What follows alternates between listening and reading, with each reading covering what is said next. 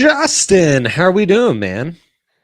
Doing good, man. It's been a long couple of days, but it's been fun. This is the crazy part of the sports season. So it's like I feel like I'm constantly watching something, constantly have something I need to Crazy. catch up on watching, but it's way better than the alternative, like July and all that when it's all right, I'm gonna watch this game for the eighth time. I'm all about it. I love that perspective. It's wild this time of year. I took the weekend little trip with the family, saw an old friend and his family. Was lovely out in the beach in California. Nice little couple days, no sports, just detached. But right now, so much is going on. I feel like I've lost a month. It's really kind of wild. In fact, catch me up on like what's the craziest thing I missed this week? NFL, college football, whatever that stands out to you I mean, as that just a Bills wild one. Vikings game was That absurd. was Probably absurd. that's like Chiefs Rams territory in terms of regular season game that will live on. I thought it was over 4 different times, and I don't know. I still don't know if the Vikings won it or if the Bills lost it, but it was a whole lot of fun to Mhm. watch. And Justin Jefferson made the sickest catch I've ever seen. So that was a lot of fun, especially having it next to the Broncos game, which was, Yikes. pretty much torture. So that was a nice little refresher of, oh yeah, football can be exciting. Um, when you're not, CSU still hasn't scored 20 points in a game this year. The Ugh. Broncos are on pace for one of the worst offenses in history. It's just fun when teams actually can move the football. Yeah, here. Um, are you a Vikings believer? I think they're a good team that's overperforming. I don't think they're a Super Bowl contender, but I think they're a very good team. I think that's a great take. Now I'm remembering you have a lot of Vikings family too, so I can't imagine the kind of wild text you're getting from that end. I mean, they're all in. It's fun to Yeah, see. I'd I think imagine. everybody still is somewhat skeptical of Kirk Cousins and what his ceiling is. And I mean, even in this Bills game, he had a pick that was just, I mean, you don't see high school quarterbacks do that, but he also seems to be having a little bit more like screw it, and I'm just going to throw it up and let Justin Jefferson get it. And Hmm. that's really entertaining, especially when you also have Thielen and Yeah. Dalvin Cook had like an 87-yard touchdown. They're just a fun team to watch. Yeah, and I think that O line is quietly doing some stuff. They used to be awful. They've kind of invested, and it's starting to pay dividends. I was looking at my notes from Guess the Lines from last week and kind of comparing and contrasting to what went down this week. Geez, kind of an insane week. Did not expect this. Maybe the most expected thing was the Dolphins blowing the Browns out. That seemed too good to be true. Like the Raiders Colts game, I still can't believe. And I guess that's the difference with when Matt Ryan's playing for you versus Sam Ellinger. I mean, anything changes. I'd be so mad if I was Frank Reich. Like they make Yeah. him play Sam Ellinger, they make him fire as offensive coordinator, and then they still can you, and then immediately let Matt Ryan play after that. I don't understand what the Colts are doing. Like just tank. I mean, it seemed I was more on board with what they were seemingly doing before than with what they're doing now. And I don't even care about like the Jeff Saturday stuff, whatever. But they don't seem to have any rhyme or reason to what they're doing. I'd be very frustrated if I was a fan because I'd just be like, what is the long term vision here? Yeah, I honestly assumed Jeff Saturday was hired because he was like the only patsy who would take the job with Yeah, the caveat of you have to start Sam Ellinger the rest of the season. Instead, they let him do this. I mean, that's I think that's illegal. I think the Colts should be investigated by the FBI for basically corrupting lines and stealing what seemed like an easy win on the Raiders. And even like the Packers finally figuring things out and beating the Cowboys. that was kind of predictable, I guess, just because at some point, Mm, like the Packers kind of had to figure it out. And as soon as we believe in the Cowboys, they always kind of have well, the flopper. So that's a great point. it kind of was par for the course. But yeah, I mean, it was a rough week. I definitely did not do great in my pick'em pool against the spreads. The only one I really was super stoked on was I did pick the Vikings outright to beat the Bills on the road. Got Oh, that's lucky on it, huge. but Yeah, it was a weird week. A lot of weird outcomes. A lot of, I mean, the Cardinals won. It's just Seattle. I feel like is a way better team than Tampa, but I the game know. being in Germany just kind of offset everything. Yeah. Just a weird weekend altogether. 100%, man. And I mean, what you said about the Packers, you'd think maybe the Broncos offense would start figuring things out One would eventually. hope. Yeah. I mean, we're playing literally. McDaniel's just lost to a team that had seemingly been trying to lose, and then hired a coach with no experience. So if the Broncos can't move the ball on this Raiders team, let's just fold the shot. Let's just call it a year. Yeah, I mean, maybe both first-time head coaches that don't make it out of well, not Could first time, both coaches get fired after this? That'd be both. insane. Yeah, yeah. I mean, It's not DraftKings even can I loser parlay leave that? town. It's losers leave town. Right, exactly. DraftKings, give me a parlay on that, and we can chat. I actually have a head-to-head bet that I would love on this Monday Night Football game, but let's start with you first, Justin. Then I'll get into it. All right, yeah, let's rock with my big three here. CSU taking on Weber State up in Fort Collins. Over under set at 139. Oh, love this. I like the under here. 4 of CSU's last 5 games have gone under 138. The Rams are actually pretty solid defensively when they're locked in. Offensively, it's kind of high variance at the moment. They don't have their point guard. It makes sense. They've actually done better than I anticipated, and it's made me pleasantly encouraged. But still, this feels like a kind of slug it out game that CSU wins like 70 to 58 or something like that. But 139 just feels like too many points. The Suns going on the road. They are taking on the Miami Heat. Honestly, I just don't think the Heat are a very good team. Phoenix has won 4 of the last 5 head-to-head against them. Really, I'm just kind of fading the Heat. They're old. They don't seem that interested in the regular season. They do feel like a kind of veteran-led team that understands the modern NBA's, a lot about how you're performing at the end of the season, not necessarily the beginning, unless you're trying to get one of those top seeds. But yeah, I just think Phoenix is the better team, and I don't like how Miami has looked coming out of the gate. Finally, AJ Brown over 73.5 yards. He's averaging 90 per game. It just feels like a lot. You can actually get him at anytime touchdown score. He's scored 3 straight games at well. You can get him at plus money on that at plus 115. But I like the over on his yards for sure. That feels like a really nice play right there. And I love that under. I mean, this podcast was built on college hoops unders right there. The Heat, however, you never know. A group like that could get up on a game against the Suns, on a Monday. But I love your early read on the NBA. So nicely done. Let's go to my big threes, Allie. I went more Avs and Monday Night Football heavy. Give me Avs in 60 minutes. Bennington against Georgie. It's just easy money. You get pretty good value at minus 135. Blues just seems like a lot of the guys they were expecting to perform well early in the season, not really doing it. Late game for the Avs, got their stud and goal, take care of business, easy peasy. And then if I could get a head-to-head, you can get it passing yards, but a head-to-head rushing yards, I can't imagine how much juice I would be able to give out with Tyler Heineke having more rushing yards than Jalen Hurts tonight. But that's exactly what I think will happen. I don't think they'll run Hurts much. We've seen those rushing yards decrease.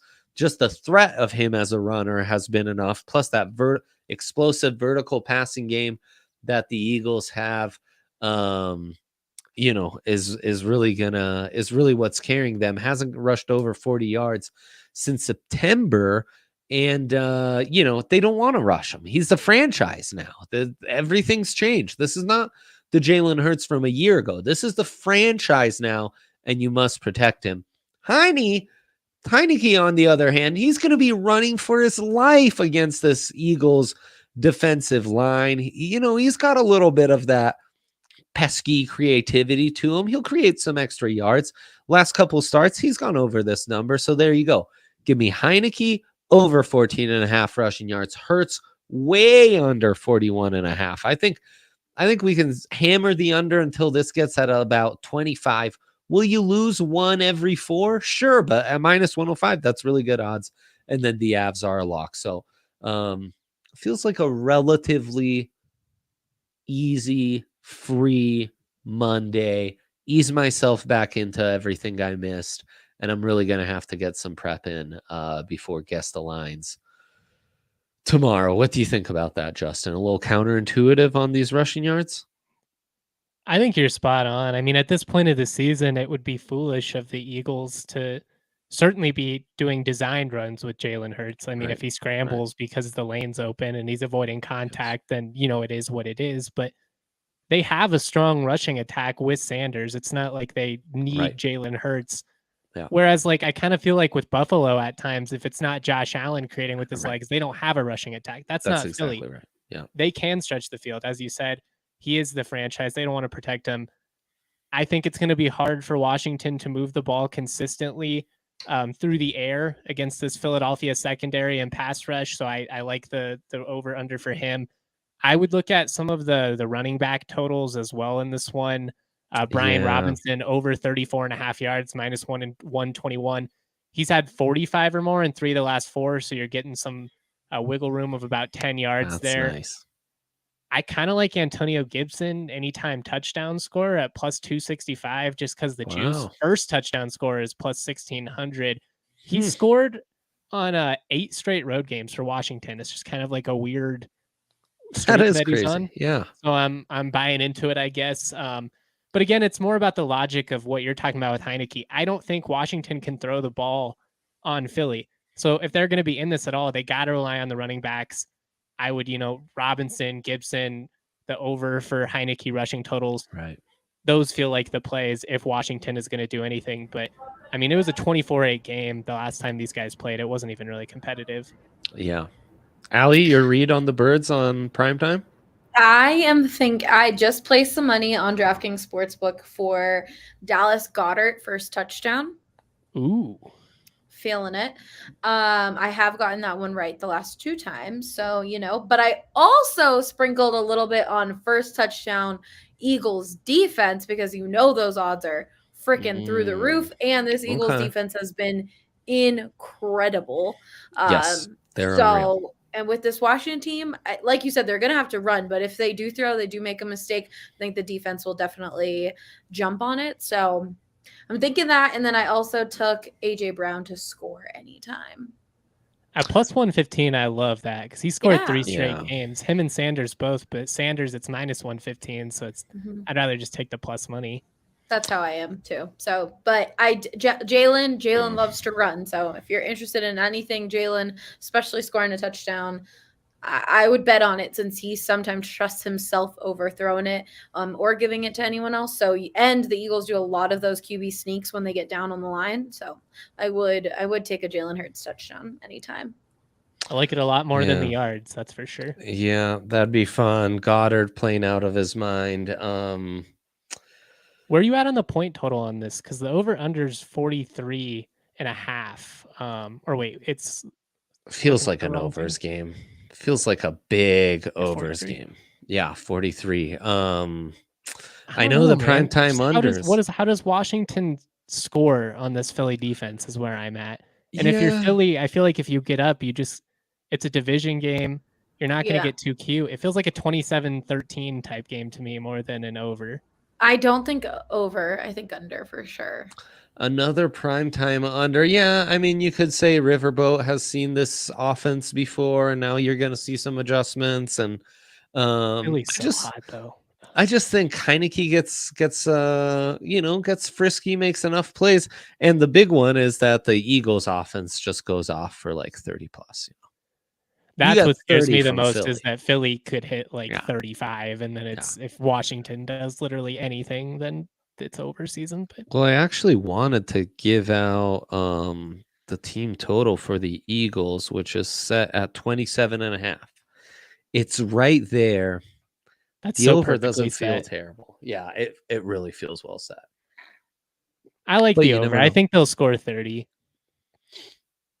I mean, I put in my notes that I have I do too. 27-13 type game, somewhat competitive. Commanders flirt with covering that 11-point spread, but ultimately Philly gets it. I don't know. But you saying like Philly scoring big, I could see that too. I don't know. Yeah, it's tough. All these odds, of course, at DraftKings Sportsbook, the number one sportsbook in all the land. Right now, new users can bet $5 on any NBA money line. Take the Suns. J Mike gave that out in his big three over the Heat and win up to $200 in free bets when that bet hits. It's just a great way to start things off. We're going to get through some props, some bonuses, boosts is what I mean. Right now, same game parlays, primetime games. You know, it's football month in America. I got to go back to the old notebook, see what day we're on. That's been going on for over 2 weeks now, so it's good stuff. A little G5 football tomorrow. They have you cover every which way. It's really no better time than to be on DraftKings Sportsbook.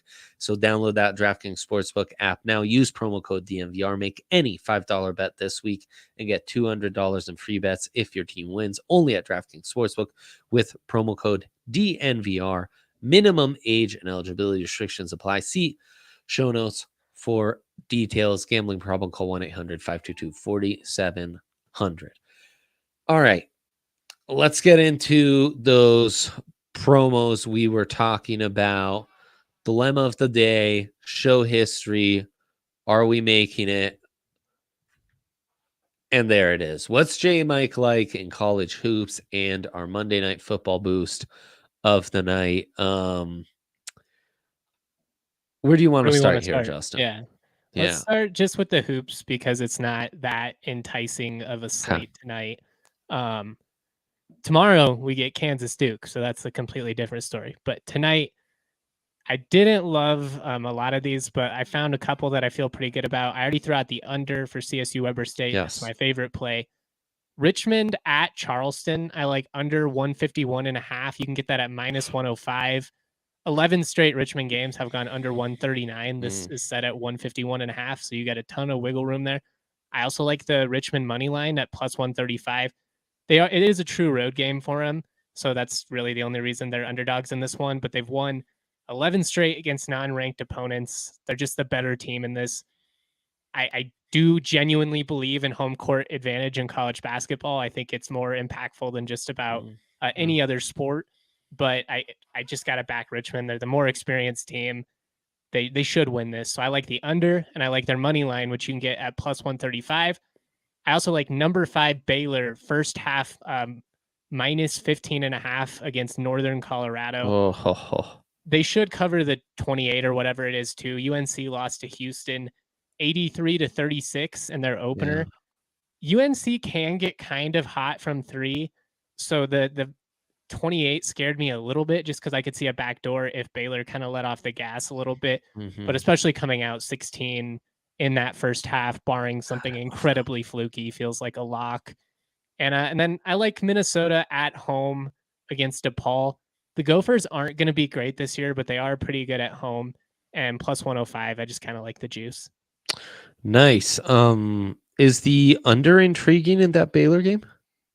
155? Yeah.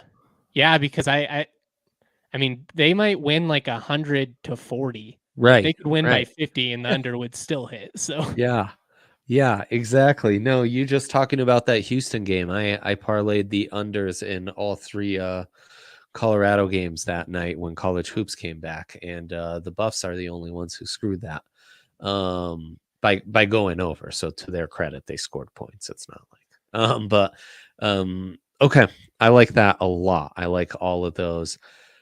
How do you like this, Justin? The Monday Night Football Super Boost going from plus 250 boosted to plus 350. Eagles money line, Hurts over 224.5 passing yards. AJ Brown anytime touchdown. Yeah, not bad, huh? That's not bad. I mean, I wonder what if you took just those exact things and then also put in Hurts under rushing yards and Heineke over rushing yards, I wonder what you would get it at. You might get even better numbers than that boost there. But yeah, I like that. I mean, we talked a lot about AJ Brown. I think it's a solid play. If Hurts, as long as they don't rush for like 300 yards, and just completely lean on the ground game, the over should hit pretty easy there, I think. That's the cheese, I think, though, is the passing yards. That's the cheese, is the passing yards. Very, very well said. That absolutely is the cheese. Could we get slightly safer passing yards, like over 199.5, then go rushing yards? Yeah, and get the juice back there. Go under 59.5, which feels good. And then let's see if I can get Tyler Heineke 15 plus. So that becomes 5 legs plus 575 with the Eagles money line, AJ Brown anytime touchdown, Jalen Hurts over 199.5 passing yards, way safer. Under 59.5 rushing yards, Heineke 15 plus rushing yards. And then you can boost that to plus 661 with one boost, or up to 30%. Okay, plus 747 is the best boost I can find on that. So I actually think that's a safer bet than what they're offering. I mean, I think the yards really is cheesy there. I think you could get very close to it and be heartbroken in that scenario. Yeah, I think you're right. So there we go. That feels good. That feels like a nice SGP. I love those college hoops picks you gave out. I'm in on every under. I like the Richmond play as well.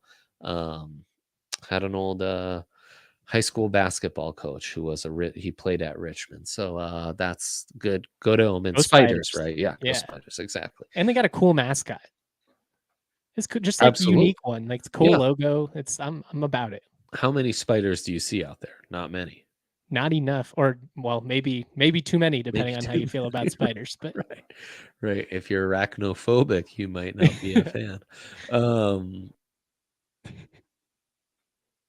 You're more worried about the passing yards. Keith asked. Touchdowns always worry me. I mean, for sure. There's no denying that. But AJ Brown's hot, and if you're gonna call your shot on a touchdown, AJ Brown feels really nice. If that's what scares you, take everything else. You could take that out and throw, something else in. I gave out in my big three over 73.5 receiving yards. Take out the touchdown score. You're going to lose a little bit of juice, but not a ton, and it'll still be a pretty good play. Maybe add a team total for the Eagles, double juice it to get to that touchdown score juice. That might not be a bad way to go about it. Justin, always a pleasure. Always appreciate you coming on and taking all the time to do the research and really give out sound picks. And yeah, man, go Rams tonight, and follow Justin with all his great coverage, and can't wait to have you on again. So go Birds tonight, and best of luck on all your picks. Go Birds. Go Birds.